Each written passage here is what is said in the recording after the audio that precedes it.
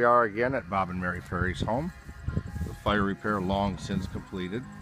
The home is currently cob blasted, borated, and one coat of stain. We're ready for our second coat now that we've completed our chinking and caulking stage.